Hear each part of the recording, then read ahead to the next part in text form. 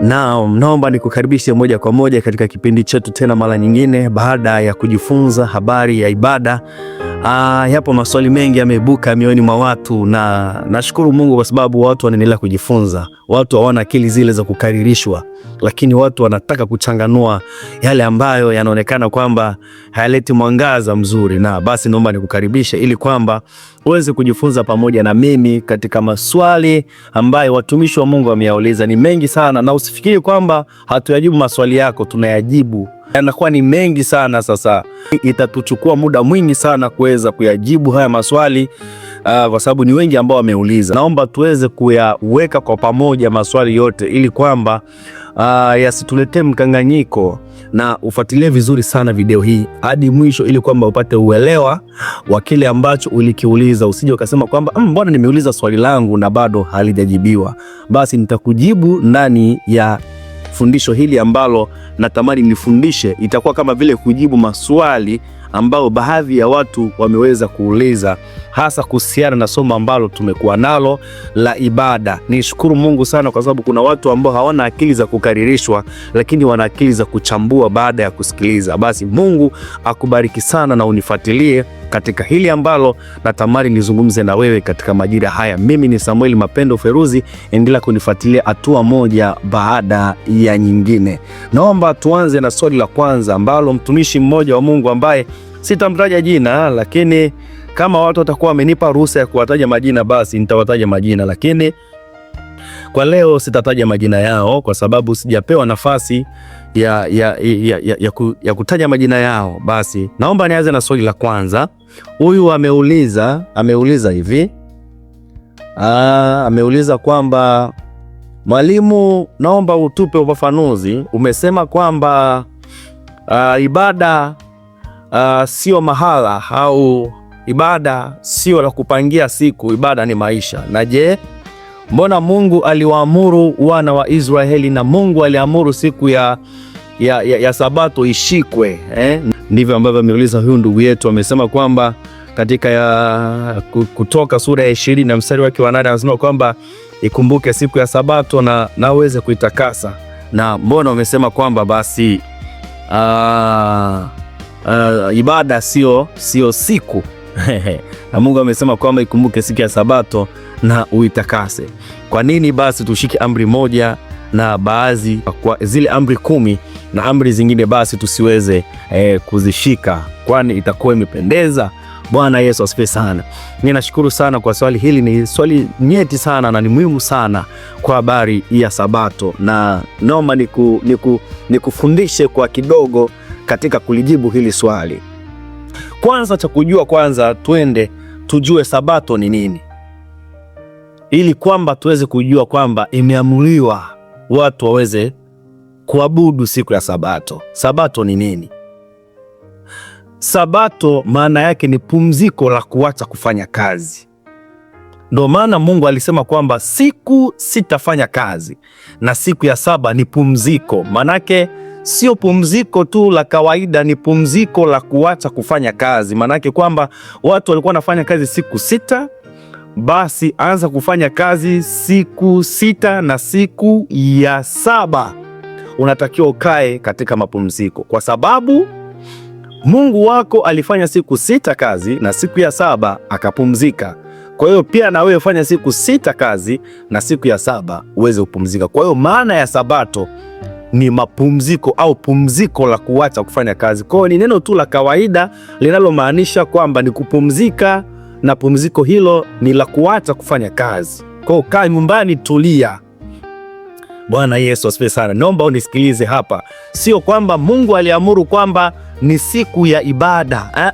Ni Mungu aliamua kwamba ni siku ya mapumziko.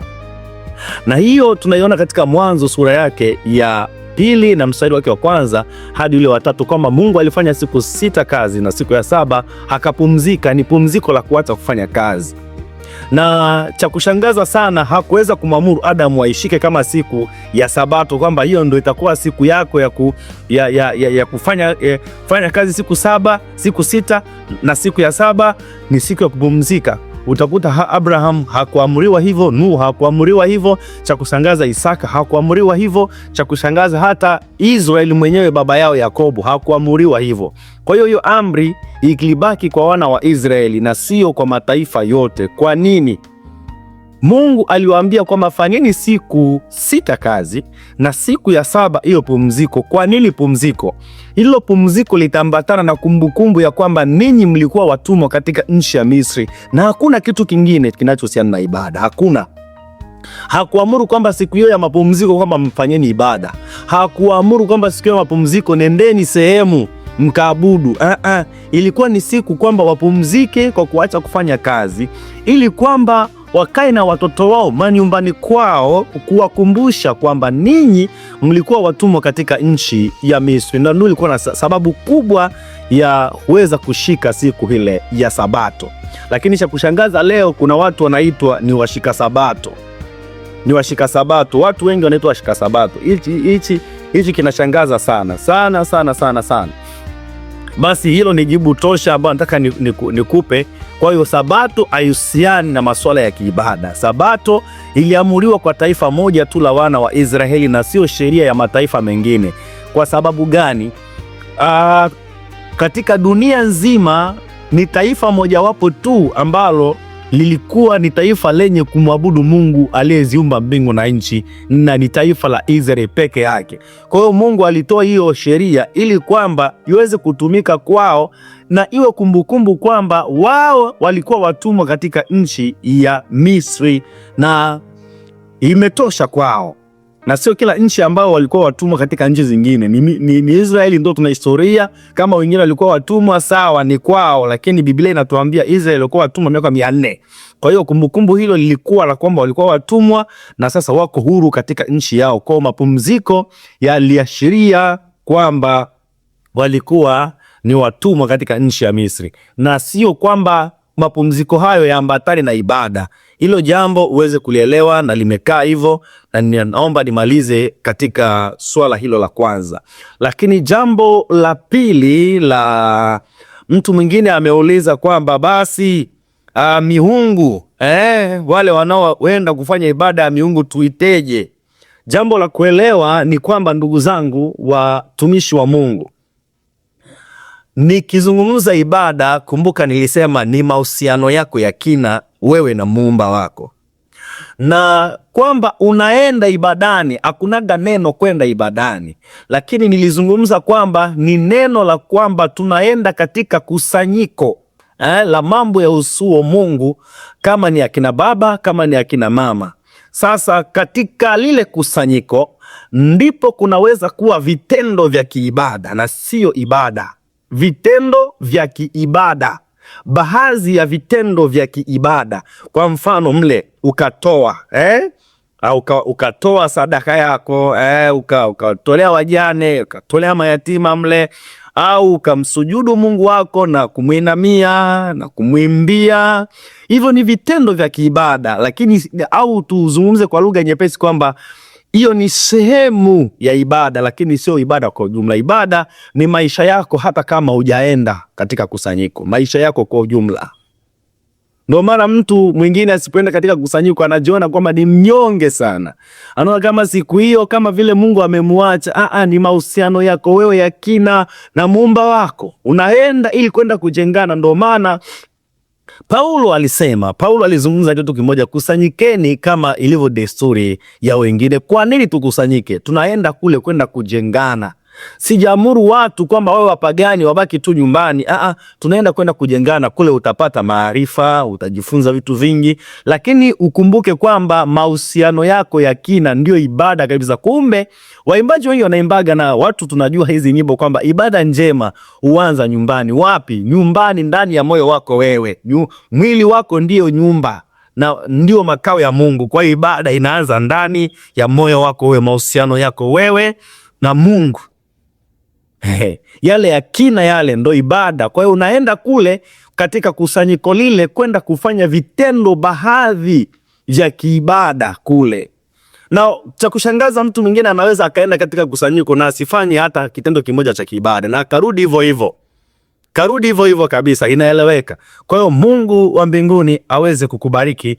Natamani hiyo picha uipate, kwamba mtu anapoenda katika kusanyiko la kukutana na miungu mingine, kule anaenda kufanya baadhi ya vitendo vya kiibada.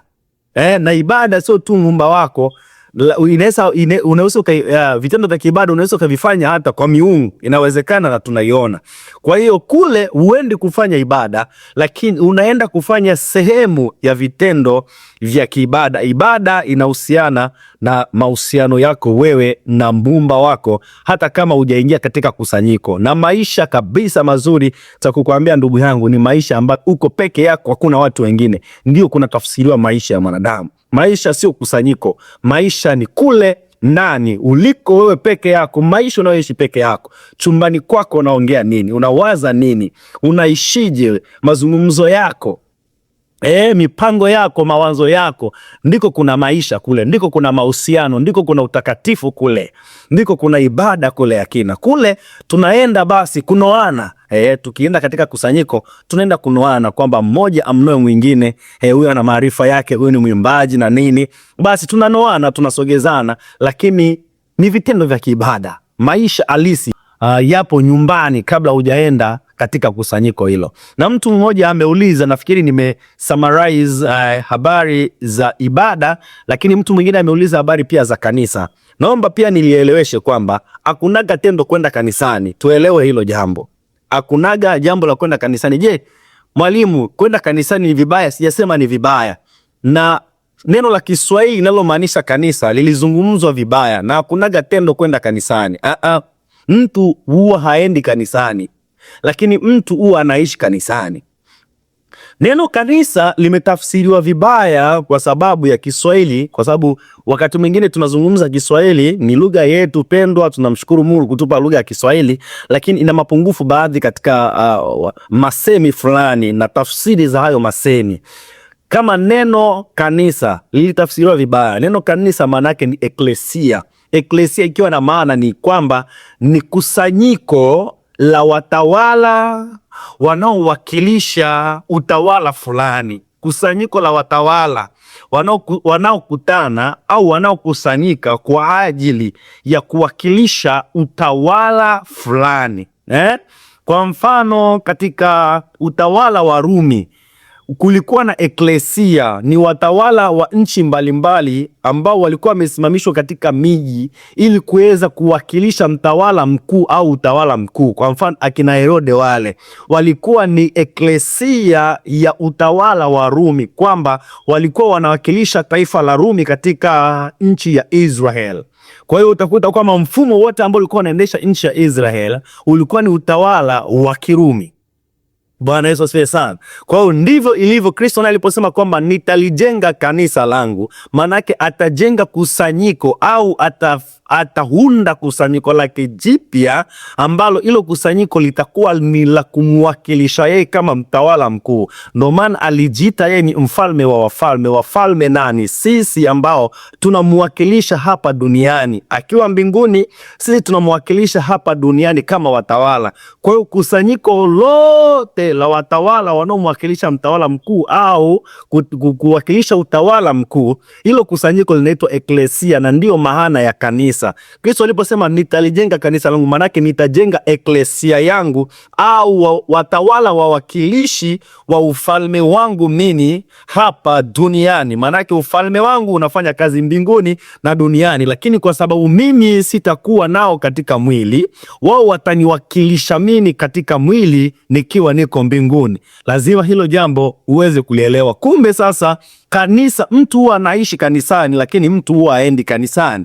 Kwa hiyo kanisa ni kusanyiko la waumini, tuseme hivyo, watu wamezoea kusema hivyo, na sio sehemu wala eneo au siku, kwamba leo ndo siku ya kwenda kanisani au siku ya ibada. Hilo jambo lieleweke na usinikasirikie. Ndivyo ilivyo, tulifungwa katika akili zetu, tukafungwa kwamba kuna siku ya kwenda kanisani na kanisa liko mahali. Yale ni majengo ya kimadhehebu, wala sio kanisa. Ni majengo tu na tukayapa majina, lakini sio kanisa. Kanisa ni kusanyiko. Na ndio maana utakuta sasa Biblia imesema sana katika Ufunuo, kwa kanisa lililoko Efeso andika, Kwa kanisa lililoko sehemu fulani, andika lugha ambayo ingekuwa inatumiwa, na utakuta katika Biblia ya Kigiriki inazungumza hivi kwamba kwa kusanyiko lililoko au kwa kutano la watawala lililoko, eklesia iliyoko Efeso, andika maana yake hivi, kwa kutaniko lililoko katika nchi fulani, andika leo tuje kutafuta kusanyiko lililo la watakatifu au eklesia au kanisa iliyoko Tanzania, tutaipata kanisa gani? Kitafuta kwa kanisa lililoko Efeso, kwa sababu Efeso leo ni nchi, Korinto leo ni nchi, Antiokia leo ni nchi. Okay, tutafute kwa kanisa lililoko Tanzania, andika ni kanisa gani litatafutwa? Kwa kanisa lililoko Kongo, andika. Kwa kanisa lililoko Rwanda, andika. Kwa kanisa lililoko Burundi, andika. Kwa kanisa lililoko Marekani, andika. Ni kanisa gani litajitokeza? Kumbe utakuja kugundua kwamba kanisa sio dhehebu, kanisa sio jengo. Kanisa ni kutaniko la watawala wanaomwakilisha mtawala mkuu, na sisi ni wawakilishi wa Kristo Yesu hapa duniani. Watu wakituona sisi wanamuona Kristo hapa duniani. Kwa hiyo ndio maana Paulo alisema kwamba nifuateni mimi kama ninavyomfuata nani? Kristo. Na ndio maana Kristo amesema kwamba njooni kwangu nyote mnaolemewa na mizigo ya dhambi, nami nitawapumzisha. Vaeni nira yangu, maana nira yangu ni laini, mjifunze kutoka kwangu, maana mimi ni mpole na mnyenyekevu wa moyo. Maana sisi tunakuwa copyright ya kwake yeye Kristo. Maana sisi tunakuwa kama yeye kumwakilisha hapa duniani, kwa sababu yeye ni roho na hawezi kuja tena hapa duniani ili kwamba aanze kutuhubiria tena, aanze kufanya injili na nini, lakini sisi tunafanya badala yake hapa duniani. Kwa hiyo sisi tunakuwa tunamwakilisha yeye hapa duniani. Kwa hiyo ndio kanisa. Kwa hiyo kusanyiko lote ambao liko duniani kwa wale ambao wanamwakilisha Kristo ni kanisa. Ndio inaitwa kanisa. Kwa hiyo kanisa ni moja tu ambalo Kristo alimnunua pale msalabani. Kwa mengine yote ni madhehebu na majengo. Ni lugha tu ya Kiswahili ndio ambayo imetufanya tuanze kuona kwamba APCT ni kanisa. Sijui Waluteri ni kanisa. Nini kanisa? Leo ni madhehebu na wala sio kanisa. Kanisa ni kusanyiko la waumini wote wanaomwakilisha Kristo Yesu hapa duniani. Kwa kanisa sio mahala. Na ndivyo hivyo ilivyo pia ibada. Ibada hatulitengenezei mahala. Ibada ni maisha yako kwa ujumla, maisha ya yule mwakilishi, mahusiano yake yule mwakilishi na muumba wake, yule mwakilishi ambaye ni mmoja kati ya pati ya kanisa. Ndio maana kanisa inatafsiriwa katika mambo mengi. Utakuta kanisa inatafsiriwa kama vile ni mwili wa Kristo. Mwili una viungo vingi, mikono nini na nini. Huenda wewe ni mkono. Kwa hiyo mahusiano yako wewe mkono na yule muumba wako wewe ndio inaitwa ibada. Kwa hiyo mkono unawakilisha aliyemuumba, lakini kimahusiano, mahusiano yako yakoje? Yale mahusiano ya kina wewe mkono na yule aliyekuweka ndio inaitwa ibada. Kwa hiyo mkono unamwakilisha nani?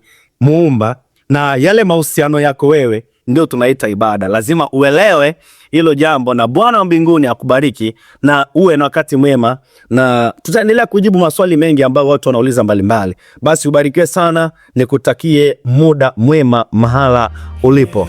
Yesu ni mfalme, anastahili heshima,